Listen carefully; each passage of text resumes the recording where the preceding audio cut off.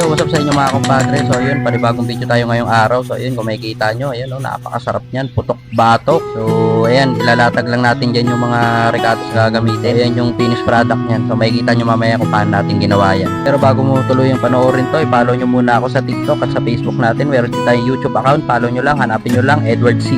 Sa puto nga ito, ilalatag natin ang ating mga pyesa. At yan, ang ating pinakamain na pyesa natin dyan ay ang maskara ng baboy. Isa dyan, napaka-basic lang ng mga rekado na ating gagamitin. Lahat na yan, makikita nyo lang dyan sa tabi-tabi. So ayan, naghiwa na nga ako dyan ng sibuyas. Kung makikita nyo, at lalagay lang natin dyan. Lagyan din natin ng laurel yan, ng pamintang buo, at syempre ng durug-larug na paminta, konting kurot ng asin. Naglagay din tayo dyan ng konting tubig. At isasalang lang natin yan sa mahinang apoy hanggang kumulo. So ayan, kumukulo na nga. Yan yung sasabi ko kanina para medyo malambot yan. At sa puntong ito, naghihiwa uli ako ng sibuyas yan para sa gagamitin natin mamaya pagka naprito na natin yan. At yan, binabalatan ko pa yan sa part na yan. At yan, sinilip ko ulit, kumukulo na yan. So maya-maya lang hahanguin natin yan, tililipat natin sa kumukulong mantika yan. Kaya yung sinabi ko kanina sa first part ng video na ito, napakasimple ng mga rekadong ating gagamitin. Kaya yun, kung makikita nyo, naghihiwa na naman tayo ng sibuyas dyan. At yan, ginahit-gahit ko lang sa sobrang liliit na yan. At yan, sumukulo na yan sa mantika na yan. So sinet aside ko lang yan kanina doon, tinanggal ko lang sa tubig nung kumulo. At yan, binaliktad ko na ulit. So ayan na itsura niyan pagbaliktad ko. Kung alam nyo lang napakahirap niyang binabaliktad. So ayan, sa part na binubuhusan ko ulit yan ng mantika, yung bagong kulo na mantika, kasi hinangaw ko na yan doon sa kumukulong mantika kanina. Then binuhusan ko ulit yan para medyo mas lumutong pa yung balat niyan. At yun nga, kung naririnig nyo yung lutong yan, yung tunog ng lutong yan, so ganun din kalutong yan pagka natapos natin yung mamaya. So yan, sa part na yan, nagbuhos pa ulit ako dyan ng kumukulong mantika. Kung lang yung kita nyo, buhusok-usok pa yan. So medyo ingat lang kayo sa part na to pagka nagbubuhos kayo, dahil possible na sa inyo din tumalsik or possible na mabuhusan din kayo. So ingat-ingat na lang tayo dyan mga gar.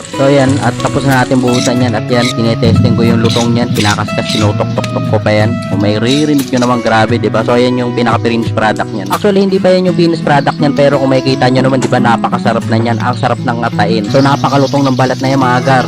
At sa part nga na to ay ginagayat ko na yan. So yan, kung makikita nyo, tinatagtad ko na ng napakaliliit yan. Kasi nga, gagawin natin yung sisi. So yan, kung makikita nyo, sunod-sunod lang yung pagtadtad natin yan. Paulit-ulit lang natin gagawin yan. At yan, kung makikita nyo yung napakasarap na balat yan, napakalutong yan. Napakalutong yan. At yun na nga, paulit-ulit lang natin tadadtarin yan hanggang sa maubos natin yung dalawang malaking bias na yun.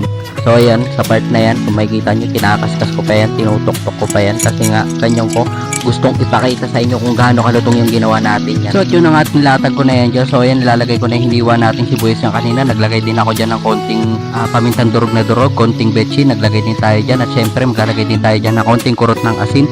At naglagay din tayo dyan ng isa't kalahating asukal na may kasamang langgam na kulay itim, syempre para mas masarap. At syempre, more liquid seasoning para napapangat ng kaunti ang ating mga niluluto. Or baka naman. At syempre, pagtapos natin lagyan yan, so maglalagay din tayo dyan ng mayonnaise. So ang napili ko nga, best food para best sa lahat, pinaka the best. So yun na yung mga pinakahuling lagay ko. Then nahaluin lang natin yan, hahaluin lang natin ng tuloy-tuloy yan. And then kayo na bahala magtimpla.